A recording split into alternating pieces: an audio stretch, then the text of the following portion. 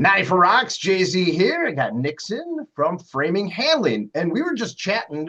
We talked about 14 years ago. And I said, I'm sure you remember that conversation, don't you? Yeah, just Yep, like it yep. was yesterday. Well, 14 years ago, you had the song at that time, Criminal, out, and you were just about ready to release the album, The Sum of Who We Are. You did that, you had a little bit, and then you guys took a break again, didn't you? Yeah, after that we released the Some Who We Are, and then it turned out the Some Who We Are was not very much, and we are like, yo, let's go.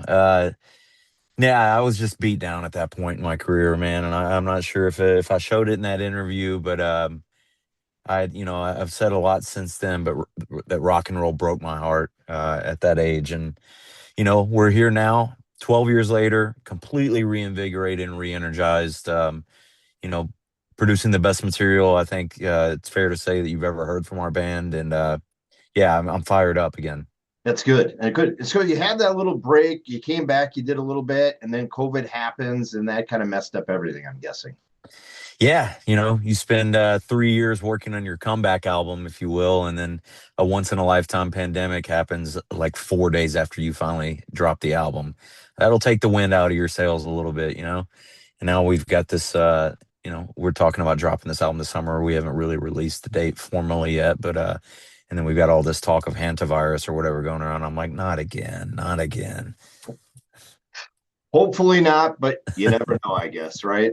So let's get into the new stuff, obviously. That's where I kind of want to go. I mean, we talked to some people want to listen to what was back then, they can go back and listen. But I want to know kind of what's happening with Framing Hanley and Nixon now because we got the song The Reckoning, spinning here in 94 Rocks, and I'm going, doesn't sound like the old Framing Hanley that I know. Yeah, it's a little heavier, right? Yeah. Probably the heaviest song to date that I think that we've released. And yeah, I've always been a fan of the artists that continue to push the limits as far as creativity goes, and not kind of just be boxed into this one sound or this has to be our identity type thing. And that's never going to be what FH is. We're never going to say, hey, we have to go by this set of rules. So yeah, there's a lot of stuff on this upcoming album. I think that you're going to hear and be like, yeah, this absolutely is much different than what we're used to from this band. But that's what got me re-energized. I again, like I feel like most of the artists that I'm a fan of, um, they're I don't want to say they're going to come out in my music as well, but like I feel like that influence sometimes starts to seep in when you're heavily influenced by other artists, and you kind of throw all these tools in the toolbox, right? And that's what we've done. And also, this album is this first album that we released. This iteration of Framing Hanley, which is the final iteration of Framing Hanley. I can promise that. But it's me, myself, Nick Brooks, Jonathan Stoy, Matt Naff, and we also brought into the fold Richie Viconda, who was the drummer from Fire from the Gods, Mhm. and that guy has a lot to do with my excitement with music again, and really just getting up off my couch and being like, yo, I've still got something that I want to get off my chest. And, Richie was a huge part of that. Yeah, I was just going to say, Richie, obviously with Fire from the Gods, a little heavier kind of band. So Yeah. did that help you, I guess, push some of that influence in some of those maybe bands I back in the wouldn't, day? I mean, maybe, but like, I wouldn't even say that it's just, he and I stylistically, like, we're into all, like, we both love like R&B. We're both both pretty big hip hop heads. Um, both listen to a lot of the same band. He's from Germany initially, so Funeral for a Friend was like a favorite band of mine growing up when I was a kid, and that was like a huge influence to him in Europe. That's where they're from the UK. So yeah, I mean, I think just working with him, we hit it off on so many different levels. But more than anything, the dude's a beautiful soul. Has become one of my best friends on this planet, and a lot of that has to do probably with him being a cheerleader maybe when I needed it in my life. He always talks about like how he discovered us when he was a kid through the Lollipop video on YouTube, and now here we are years later, legit like the best of friends. creating the best music that I've ever been a part of. And yeah, I hope this is not only a vehicle for FH, but absolutely a vehicle for people to understand that Richie is one of the best producers in music right now, and they need to work with him. You mentioned earlier on talking about the rules. The rules have kind of changed. Let's talk about, you've been in this industry for 20 years, and what have the rules changed, especially when it comes to making music and in this format? I mean, how long do we have? Well, Like, like, I mean, obviously, we both know like the rules have changed in the grand scheme of things. That like you can't just drop music anymore. You got to play the whole content game. And I'm not some young buck anymore, so that can start to wear on you a little bit. But also on the positive side, as far as rules change, there's so much stuff that gets played now on the radio that yeah. 10, 15 years ago, like the programming director wouldn't even have listened to. They would have seen the band name associated with it and been like, oh, they scream too much in the stuff I've heard. We can't play that. So I think there's a lot of positive stuff in what's changed in the music industry. Um, Probably the negative side is more so again the content game that you got to play, and then you start to feel like you're selling yourself to your fan base. Just it's so gross the fact that you can't even reach your fans anymore without putting money behind your post, really, just to reach the people that signed up and liked your page because they were a fan of something you were doing. But I think that's why having stations like 94 Rocks still supporting us 20 years in is so huge. I think a lot of bands in this DIY era don't understand still that radio, terrestrial radio and Sirius, it's still the number one music discovery tool that there is.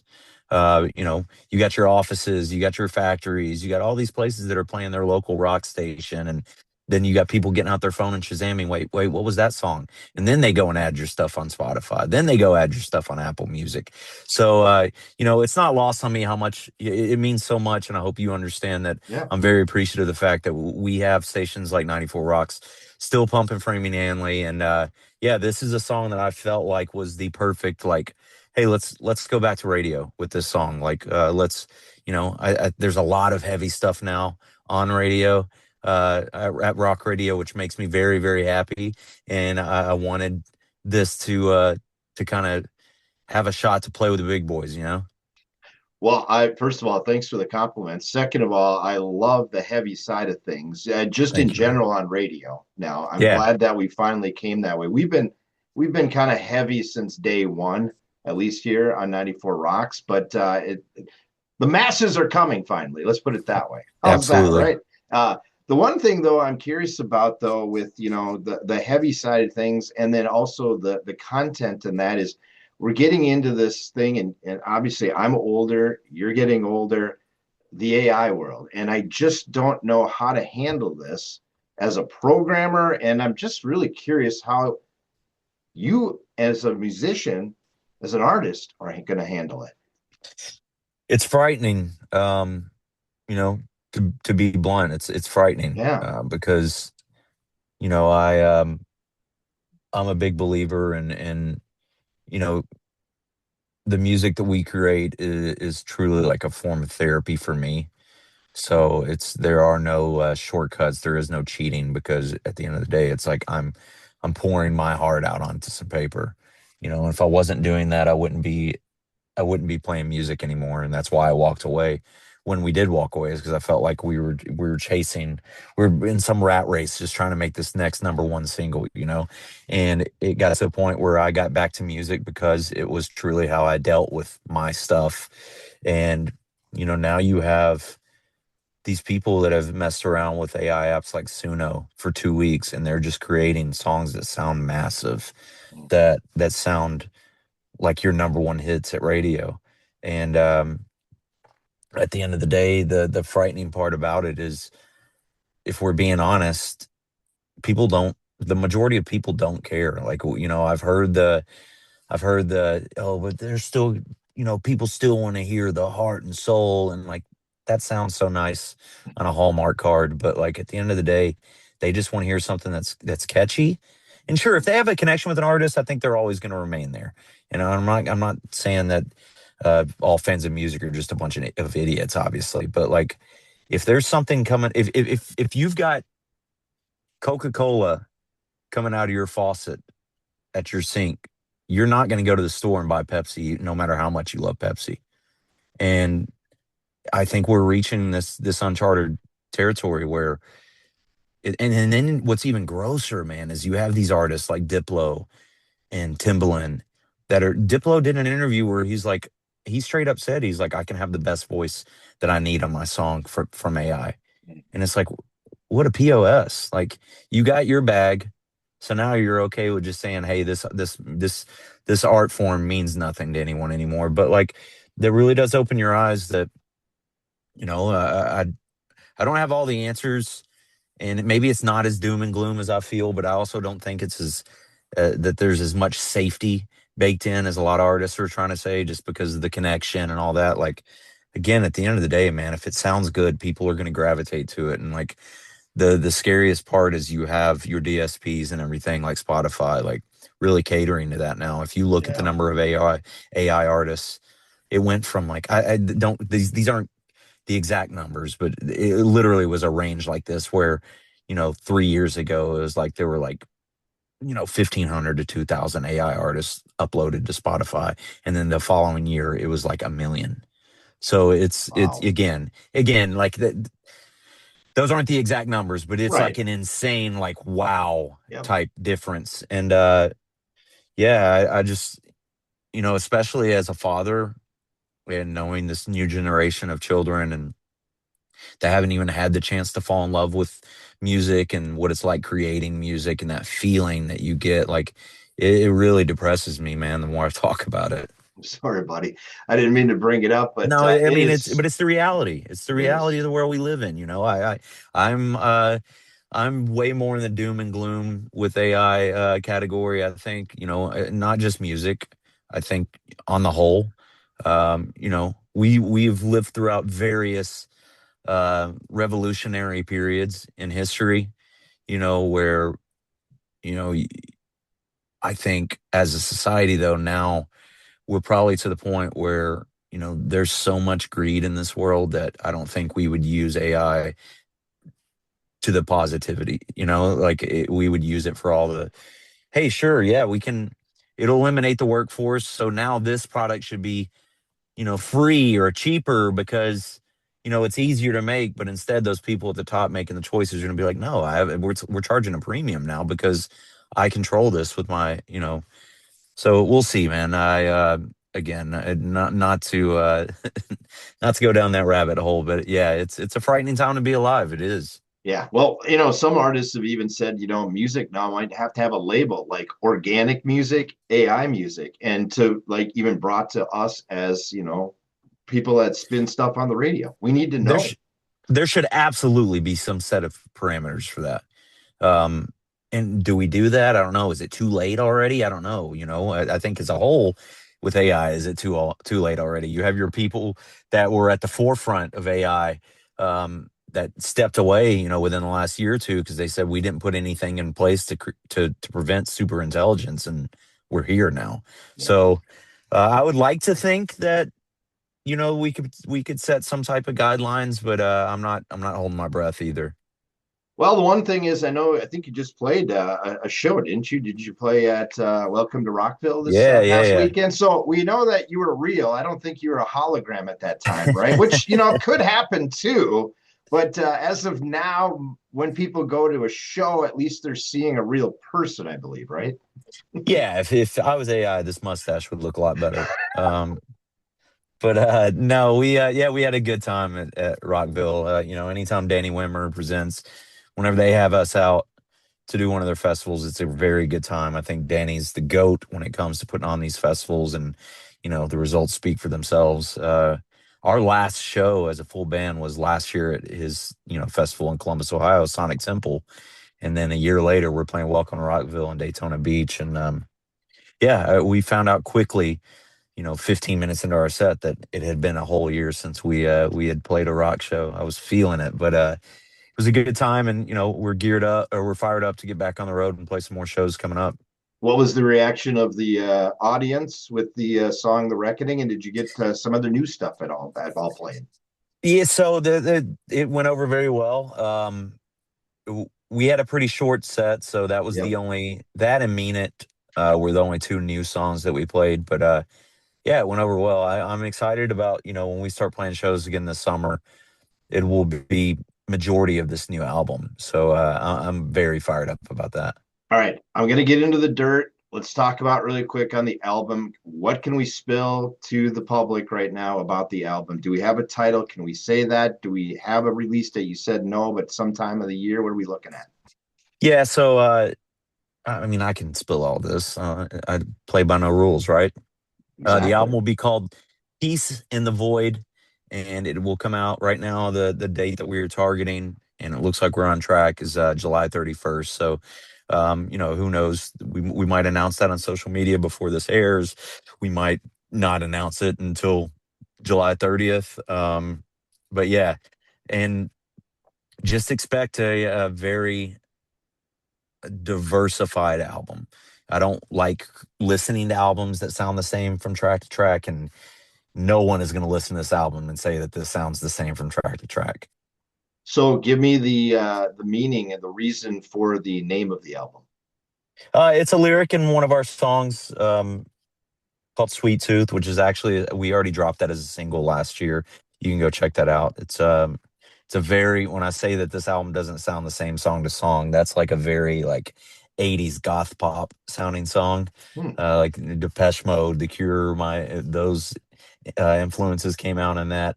It's funny because it's written about the most depressing moment in my life when I was in the depths of depression, and it just has this vibe to it.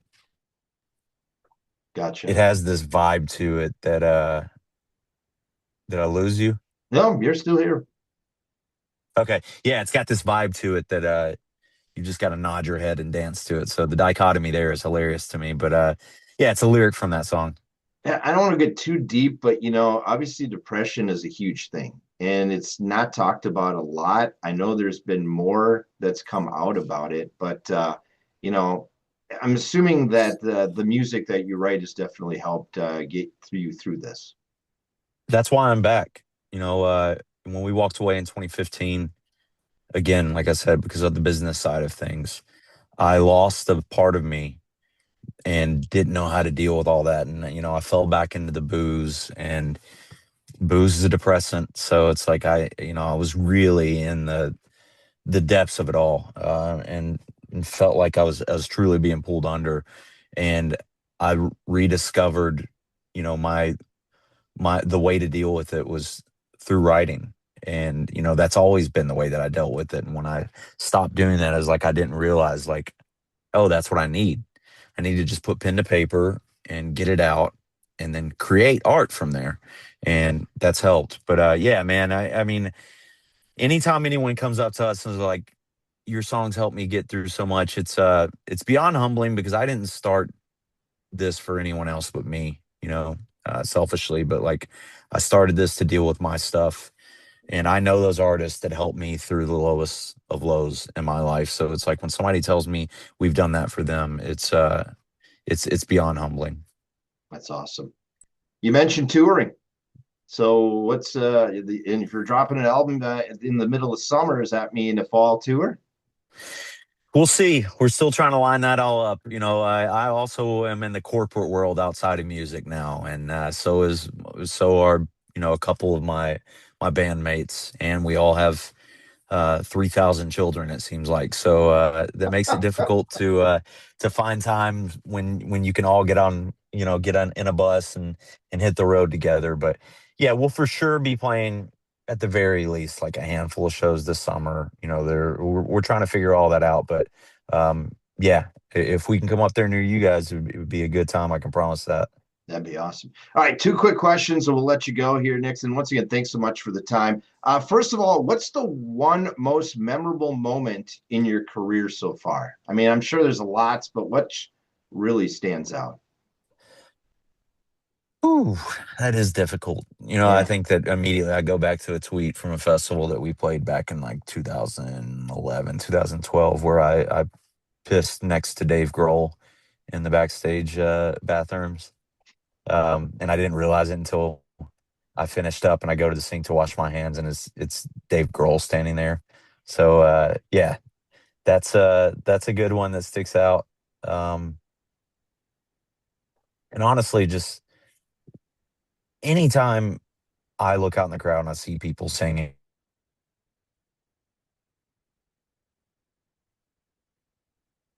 Yeah, that's awesome.